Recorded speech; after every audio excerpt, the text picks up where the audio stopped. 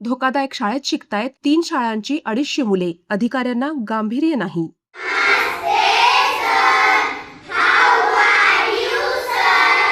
I am fine.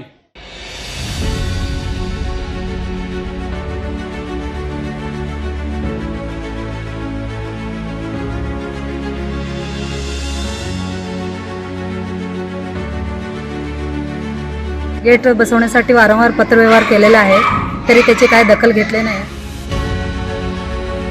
Wiring असेल किंवा नळाच्या तोट्या प्रत्येक सुट्टीला ते म्हणजे तोडफोड ती चालूच असते.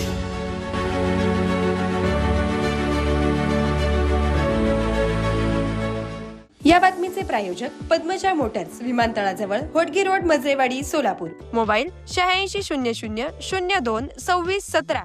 सोलापूर शहरात कुंभारवेस परिसरात जयभवानी प्रशाला मैदान आणि त्या परिसरात महापालिकेच्या असलेल्या 3 शाळा दुर्दैवी म्हणाव्या लागतील. अक्षरशः कचऱ्याच्या आणि घाणीच्या गर्दीत या शाळा सापडल्या आहेत. या ठिकाणी जयभवानी प्रशाला, मनपा मुलांची शाळा क्रमांक 29 आणि कन्नड शाळा अशा 3 शाळांची मिळून 250 मुले शिक्षण घेत आहेत.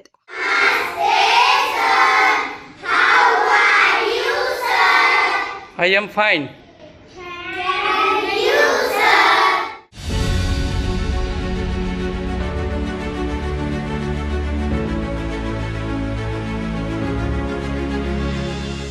इतकी दुरावस्था पाहिल्यानंतर सोलापुरातील लोकप्रतिनिधी आणि प्रशासनातील अधिकारी किती बधीर आहेत याची जाणीव होते. शाळेला गेट नाही, त्यामुळे सुट्टीच्या दिवशी या ठिकाणी अवैध धंदे चालतायत. वर्गांना खिडक्या नाहीत की दरवाजे नाहीत. विद्यार्थ्यांसाठी बसण्याचे बेंच तुटलेल्या अवस्थेत आहेत. स्लॅबचे प्लास्टर अनेक ठिकाणी पडले आहे. पिण्याच्या पाण्याची व्यवस्था नाही, ना मुला-मुलींना स्वच्छतागृहाची व्यवस्था नाही. परिसरात जिकडे तिकडे पाहावे तिकडे कचराच कचरा आणि दुर्गंधी. वर्गातील फरशा खालीवर झाल्या आहेत. भिंती तुटल्या आहेत, तर अनेक भिंतींमध्ये झाडे उगवली आहेत. सिंहगड इन्स्टिट्यूटने या शाळेचे स्ट्रक्चरल ऑडिट करून ही शाळा धोकादायक जाहीर केली. तरीही याकडे कोणीही गांभीर्याने पाहत नाहीये. यस न्यूज मराठीने याबाबत रिपोर्ट केल्यानंतर महापालिकेची यंत्रणा थोडी जागी झालीय. प्रशासन अधिकारी मल्हारी माने हे आज कार्यालयीन वेळ असताना देखील गावी गेलेत. महापालिका आयुक्त सचिन ओंबासे हे सुट्टीवर असल्याने ते या शाळेत गेले नाहीत. आमदार विजयकुमार देशमुख यांच्या मतदारसंघात ही शाळा आहे. महापौर विनायक कोंडेल आणि स्थायी समिती सभापती रंजिता चाकोते यांना त्यांच्या बिझी शेड्यूलमधून दुपारपर्यंत शाळेला व्हिजिट द्यायला वेळ नाही. आजवर या शाळेने 2 डझन पत्रे झोन अधिकारी क्रमांक 2, शिक्षण मंडळाचे प्रशासन अधिकारी तसेच आयुक्तांना दिली आहेत. मात्र त्याकडे सर्वांनीच दुर्लक्ष केलंय. मी मनीष बांगर, पर्यवेक्षक, मनपा प्राथमिक शिक्षण मंडळ, बीट क्रमांक 1 हे माझ्या अंतर्गत येत आहे. या ठिकाणी 3 शाळा आहेत, जयभवानी प्रशाला, मनपा मराठी मुले 29 व कन्नड वारदमड्डी. तिन्ही शाळेचा मिळून जवळपास 250 पट आहे. या ठिकाणी हे जे पाण्याची टाकी दिसती, हे पाण्याच्या टाकीमधलं पाणी हे विद्यार्थी हात धुणे, पाय धुणे, जेवल्यानंतर जे काय ताटं खराब झालेले असतात ते धुण्यासाठी वापरतात. त्याच्यासाठी पिण्यासाठी हे विद्यार्थी हे पाणी वापरत नाहीत. प्रत्येक शाळेनं विद्यार्थ्यांच्या पिण्यासाठी स्वतंत्र पाण्याची व्यवस्था केलेली आहे. 29 नंबर वरच्या पहिल्या मजल्यावर शाळा भरते, त्या ठिकाणी विद्यार्थ्यांच्या पिण्यासाठी वेगळी टाकी आहे. जयभवानीसाठी वेगळी टाकी आहे आणि जयभवानीच्या इमारतीमधूनच कन्नड वारदमड्डीचे बालवाडी शिक्षक आहे विद्यार्थ्यांच्या पिण्याच्या पाण्याची सर्व मुख्याध्यापक व्यवस्थित काळजी घेत आहेत. या ठिकाणी झोनला वारंवार पत्रव्यवहार केलेला आहे आणि स्वच्छता आणि इमारतीवरील झाडं काढण्यासाठी संदर्भात सुद्धा पत्रव्यवहार केलेला आहे. स्मरणपत्र दिलेले आहेत. तथापि अद्यापही झोनकडनं कुठलीही कारवाई झालेली नाही. ह्या शाळेच्या परिसरात ही जी पाण्याची टाकी आहे ना, इथं जी एवढी जी काही प्रचंड दुर्गंधी आहे, अनावधानाने काही मुलांनी इथलं पाणी पिलं वगैरे, तर त्यासाठी काय आहे तुमची दक्षता, उपाययोजना किंवा त्याला जबाबदार कोण? या ठिकाणी ज्यावेळेस शाळा सुटते किंवा शाळेचे सुट्टीचे दिवस असतात त्यावेळेस बाहेरचे जे काही लोक असतात ते आतमध्ये येऊन या ठिकाणी पाण्याची जे टाकी आहे ह्याचं नळ तोडणे, नळ सोडणे या गोष्टी करतात.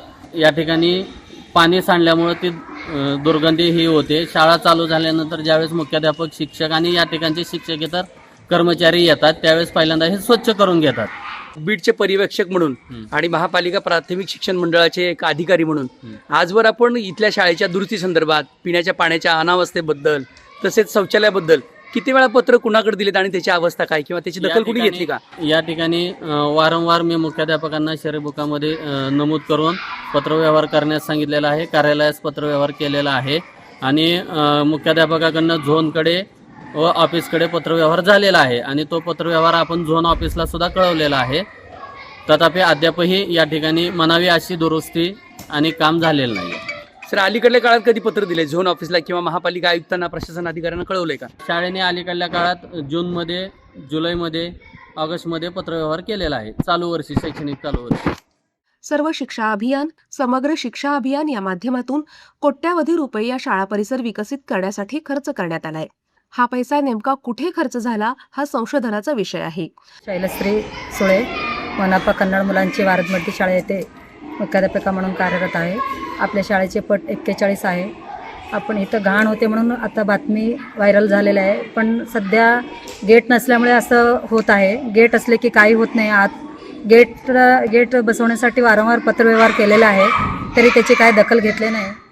अक्कलकोट तालुक्यातील बबलाद येथील शाळेच्या स्लॅबचे प्लॅस्टर पडल्यानंतर 13 मुले जखमी झाल्यावर हे प्रकरण राज्यभर गाजले. मात्र सोलापूर महापालिकेच्या अधिकाऱ्यांना आणि नगरसेवकांना या जय भवानी शाळेबद्दल थोडी देखील आस्था वाटत नाहीये, हे दुर्दैव. नवनाथ माळी शाळेच्या समोर जे मोठं मैदान आहे त्या ठिकाणी अनेक परिसरातील विद्यार्थी असतील किंवा लोक असतील ते खेळ खेळण्यासाठी येतात आणि खेळून झाल्यानंतर शाळा बंद झाली की शाळेचं गेट तोडलेलं आहे. त्या शाळेच्या तोडलेल्या गेटमधून आतमध्ये प्रवेश करून शाळेचे पाईपलाईन असेल, वायरिंग असेल किंवा नळाच्या तोट्या प्रत्येक सुट्टीला ते म्हणजे तोडफोड त्यांची चालूच असते. माझी शाळा तरी दुसऱ्या मजल्यावर आहे, परंतु पाठीमागून झाडं वाढल्यामुळे त्यांच्या मदतीने वरच्या मजल्यावर येऊन सुद्धा त्या ठिकाणच्या तोट्या, नळाचे पाईप वगैरे नेहमीच तोडफोड चालू असते. तर त्या आपल्या प्रशालेचं गेट दुरुस्ती करून आणि कंपाऊंड दुरुस्ती करून जर मिळालं तर ह्या बाहेरील व्यक्तींचा जो होणारा उपद्रव आहे तो थांबेल. अत्यंत दुरावस्था अशी या कन्नड मुलांची शाळा असेल किंवा जय भवानी प्रशालेतील वेगवेगळी शाळा असेल यांची आहे. आणि कालपासून यस न्यूज मराठीनं हे बातमी सुरू केल्यानंतर प्रशासन अधिकारी मल्हारी माने यांनी आज पर्यवेक्षकांना या ठिकाणी पाठवले. आणि आज आपण बघतोय की कालपर्यंत या ठिकाणी पिण्याच्या पाण्याचा बोर्ड असा होता की आज आता शिक्षकांनी हे पिण्याचं पाणी अयोग्य आहे आज असा बोर्ड लावलेला आहे. अत्यंत विदारक अशी परिस्थिती आहे. या शाळेचं स्ट्रक्चरल ऑडिट करावं, इथली साफसफाई करावी, इथली जी अनास्था आहे ती झोन अधिकाऱ्यांनी दुरुस्ती करावी. झोन क्रमांक 2च्या अंडर हे सर्व मेंटेनन्स होत असतं. झोन क्रमांक 2चे झोन अधिकारी बक्षी यांना देखील मी बोललो, तसेच प्रशासन अधिकारी मल्हारी माने यांना देखील ही कल्पना सांगितली. महापौर देखील या ठिकाणी व्हिजिट करणार आहेत. आपण महाराष्ट्रातल्या शाळेमध्ये फिरतो की उत्तर प्रदेश किंवा बिहारमधल्या शाळेमध्ये फिरतो अशी इथली अवस्था आहे. आणि या ठिकाणी मुलांचा पट देखील चांगला आहे. गोरगरिबांची मुलं ज्या शाळेत शिकतात या शाळेची ही अवस्था आहे, ही बदलावी अशी यस न्यूज मराठीची इच्छा आहे. त्यासाठीच हा पाठपुरावा सुरू आहे.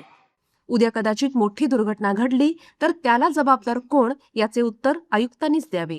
सोलापूरकरांसाठी खास आकर्षण the rooftop family terrace restaurant संपूर्ण नवीन मॅनेजमेंटसह हवेशीर वातावरणात जेवणाचा मनमुराद आनंद आणि सोलापूर शहराचे सुंदर विहंगम दृश्य, विविध प्रकारच्या स्वादिष्ट खाद्यपदार्थांची मेजवानी, बर्थडे पार्टी, नामकरण समारंभ, किटी पार्टी, साखरपुडा, अॅनिव्हर्सरी पार्टी, छोटी फॅमिली पार्टी, कॉर्पोरेट मीटिंग व ऑफिस कार्यक्रमांसाठी उत्तम व्यवस्था. पत्ता द रूफटॉप हॉटेल रितेशच्या टेरेस मध्ये, गोल्डफिंच पेठ, सावरकर मैदान, सोलापूर. मोबाईल 9960 73 61 55 आणि 98 23 94 94 34.